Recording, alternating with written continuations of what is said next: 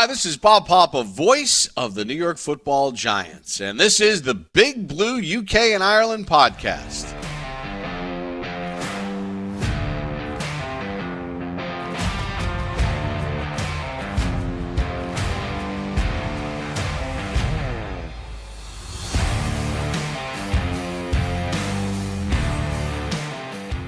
Welcome back, Giants fans, to a new series from us at the Big Blue UK and Ireland podcast.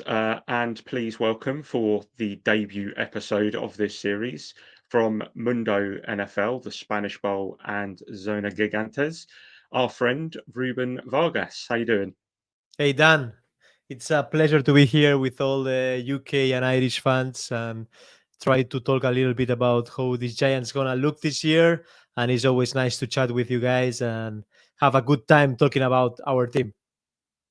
Yep. So, like I said, these are brand new. You are the pilot episode, shall we say? So let's get into it. We've got 5 questions and then a bit of a quick fire between us for some predictions. So, first of all, for any of our listeners who don't know who you are, how long have you followed the Giants and why? So I started to follow the Giants in 2000. I remember to watch Sportmania in Spain was the only channel to put the NFL games. I got guests to the NFL Europe with the Barcelona Dragons. I remember to go with my family to watch the games of the Barcelona Dragons in the 90s in the Olympic Stadium in Barcelona. And I remember to saw Kurt Warner once with the Amsterdam Admirals and just follow his career a little bit by television. And I remember to put the Super Bowl in 2000 against the Ravens. The Ravens destroyed the Giants totally. And I remember that the like 3-4 years, well, I think it was like 3 years after the Giants signed Kurt Warner. So it was like a match made in heaven for me because Kurt Warner was my favorite quarterback for that time. So I fall in love with, I fall in love many times with New York, with the movies of Home Alone and another movies. For me, it was a city that I was expecting to visit one day and to live one day. And I think that the Kurt Warner went to the Giants, the blue of the T-shirt, that to see losing a game like this when the Giants was the favorite team against the Ravens, make me fall in love with this franchise. And since 2000, finals of the 90s, I'm following this team. And yeah, I remember to watch a lot of games home alone, and I decided to do this podcast on a Gigantes one day and make the Spanish fans of the Giants a little bit bigger and little by little. So doing podcasts, meeting another Giants fans around Europe and the world. And that's what became my passion and my love for the New York Football Giants. Dan. Yeah, and obviously we had a chance to meet up in New Jersey last year, so we were able to kind of speak face to face and have a good time with Bobby and a few of the others. So that was always good fun. Hard Knocks. How easy was it to watch in Spain? Have you watched it? Yeah, I watch it obviously with a VPN, watching Yeah. by Max. So we're gonna say here to all the people that want to see it, it's possible to do it. Also, some YouTube channels put the chapters a little bit later. But for me, it's been so interesting, Craig. I've been in the building few times in S. Rutherford. I talked with many players and also with people like Brian Dable and Shane on the cafeteria. But I like a lot Dan how they interact with another managers of the league like Dan Morgan, how the Brian Burns trade was cooking in the Senior Bowl. I think it's really interesting to see that how the NFL is a league of a lot of relationships between the managers, between the players. And I think it's going to be really interesting, this kind of hard knocks for the future in the front office and more like the seasons and off season. And I think the Giants show a great phase of the franchise. I think we can see like how Joe Shane and Dable are renovating a little bit a franchise that we are asking like many years ago that they have to do a little bit of change and modernize a little bit. And I'm really happy what I see and how the franchise is making these decisions for the off season. That There was a lot of moments, serious, funny, Mhm. interesting. What was the favorite out of all of the 5 episodes? It's a good question. Probably my favorite moment is when they finish the draft and they go to this restaurant and they have fun. They are like, I see them like a family, like they will arise with the wife of Show Shane. They are really friends. They organize all for the staff. Johnny Gorgu, the linebackers coach, is a good friend of mine. I mean, I made good chemistry with him when I went to visit because the wife is from República Dominican. He speaks a little bit of Spanish. I think at the end, Dan, you can see that the Giants is a family and how they like each other, how they take care of each other, and I like very much this human side of the franchise and this human side of the all the workers and the people is there. Actually, uh, I don't know if you've been in near Rutherford. I think you only went to the MetLife, no, with the Big Blue and Euchre. But Yeah. when I went to S. Rutherford for the third time, to the facilities with the training camp, the guy on the door, he always told me, "Hey, you, the Spanish guy, Ruben, how are you?" I mean, at the end, they know who is entering, they know who is who, and that's really Mm. important. Like they are not only numbers or they are only decisions; they are persons and they are really humans at the end. Yeah, absolutely. I think that was one of our big takeaways as well, was Mhm. just the Giants for years have been shown as a family unit, and it was nice to kind of see that in action on the show. And we got that a few times across a few episodes, but Mhm. yeah, that was a real big bit right at the end. So um, Yeah, there's at the end, been Bob Papa, how is treating you guys when you go there, mm, when you went to the box to see how they comment the games.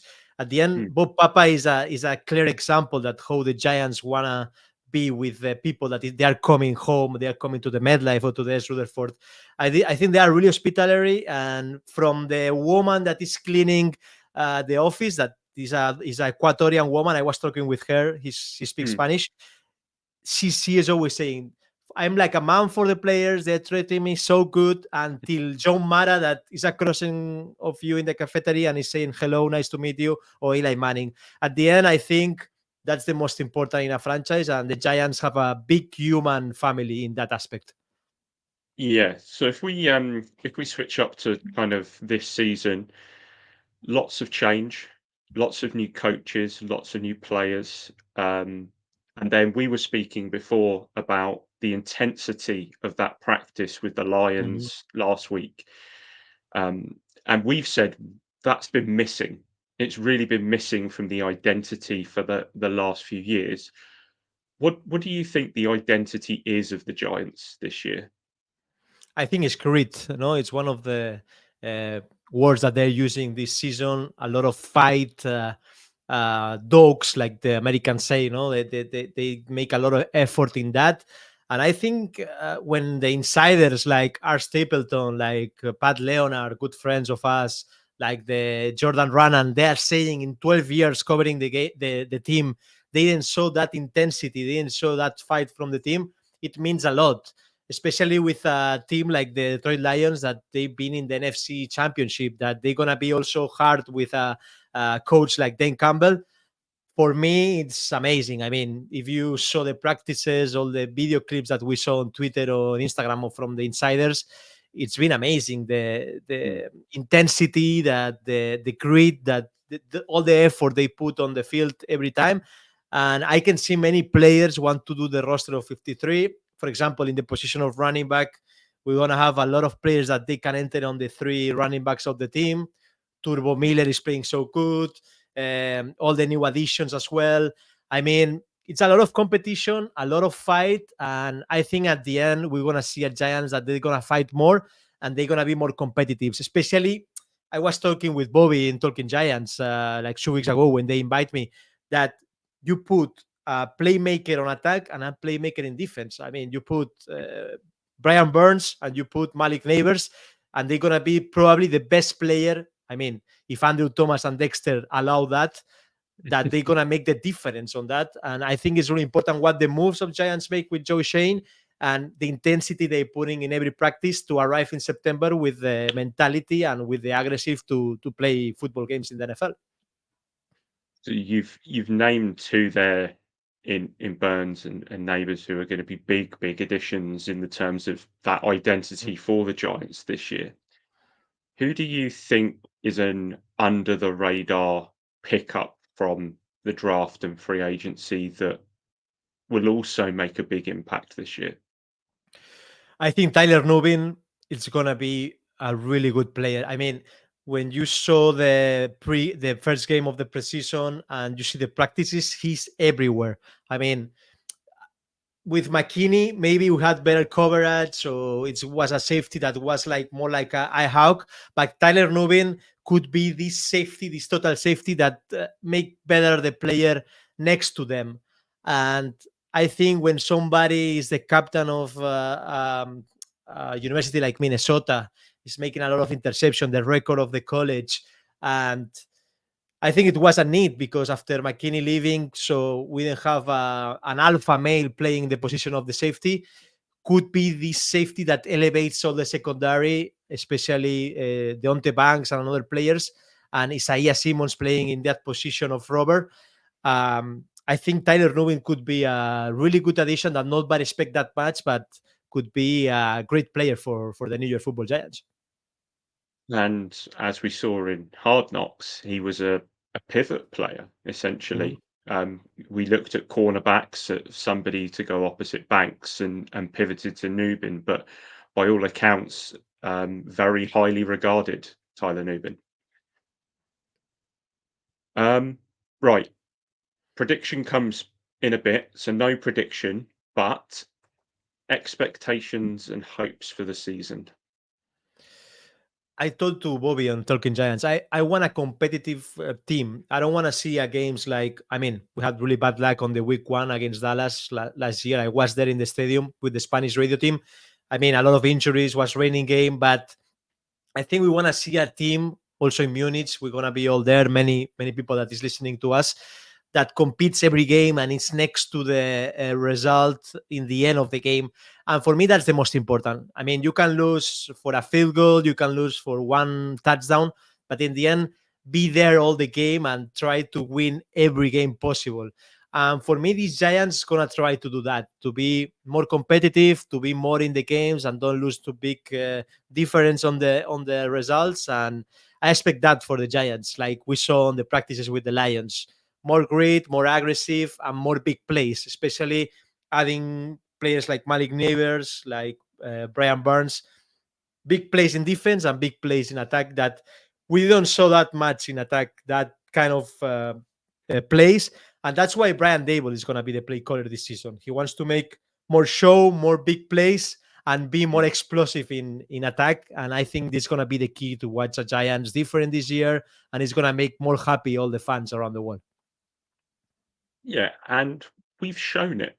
We showed it 2 years ago in Dable and Shane's first year that we can win close games if we kept them compact and tight. Mm-hmm. And then last year it kind of got away from us through a number of factors, really.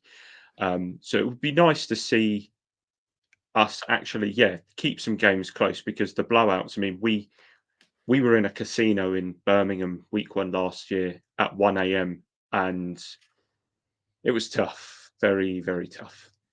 Yeah, especially so the Dallas Cowboys fans making the MetLife like a home game for Dallas was terrible. And yeah, at the end, it's conditioning much more the season and the injury of Andrew Thomas. And yeah, at the end, I think start the week one against Minnesota with a good game and having a good feelings is important for the season and also for the confidence of many young players and new players for the team. And I'm expecting that be competitive all the game and trying to win the week one and make the season um, so a winning season in some time. I mean, I'm not expecting like 11, 12 games winning positive, but maybe 8, 9. Let's see what is going to be this season done. Right.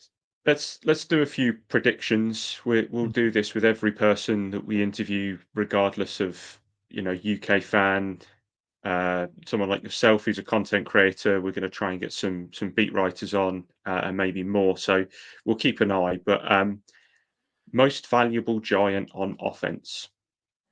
Malik Neighbors. For me, it's gonna be the offensive rookie of the year. It's something else. This guy is gonna change probably the attack of the Giants. Daniel Jones can change the career of Daniel Jones. Actually, we can see he can be the Justin Jefferson of Kirk Cousins in Minnesota, the Jamar Chase of Burrow. It's this player that's going to elevate all the offensive, like can elevate all the game of Daniel Jones. And for me, it's the real deal. I mean, many many people watching him on the training camp or many insiders say that they didn't see a player like him since Odell, or maybe better than Odell. So for me, it's gonna be the key player in attack. Done. And then we're going to have a few here to choose from. But defense.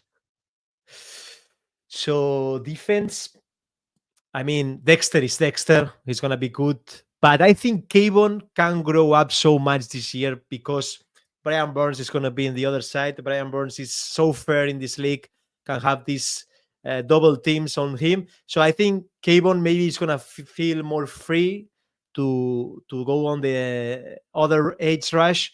So I think Kayvon can grow up so much in the third year.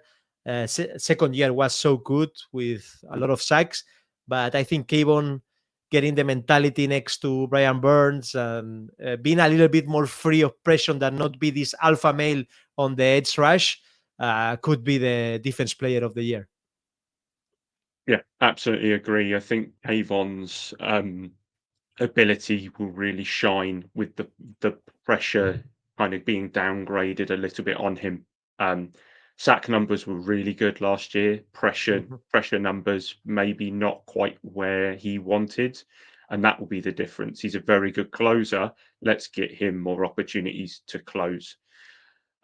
Surprise package. What do you mean with price package? Like player So that the player ca- that we won't expect and could shock people.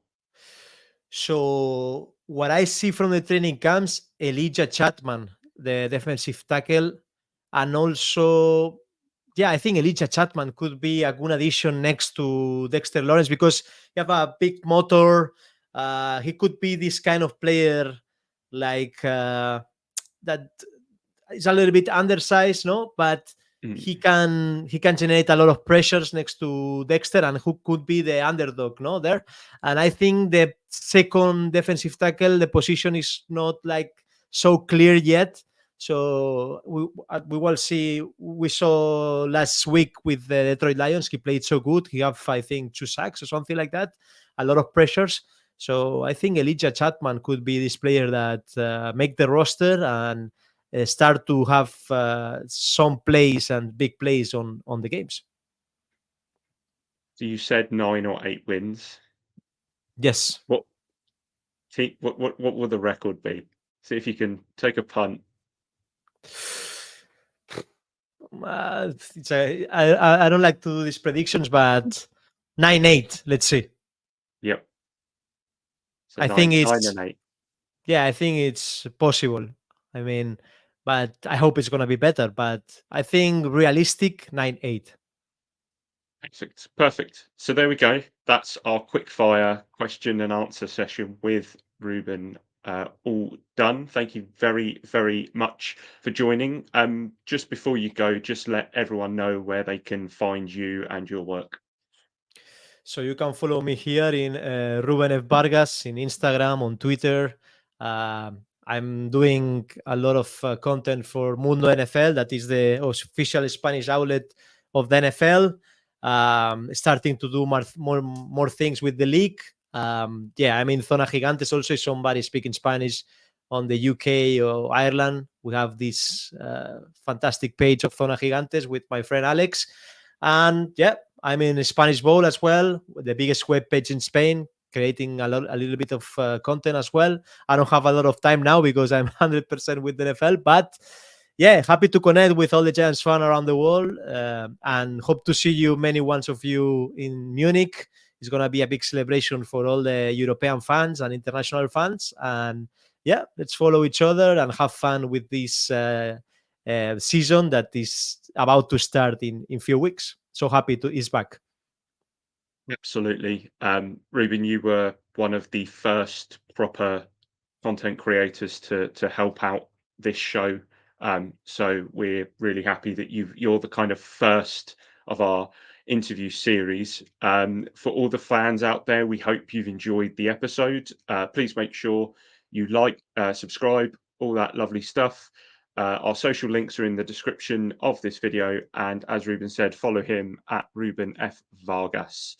Until next time, let's go Giants.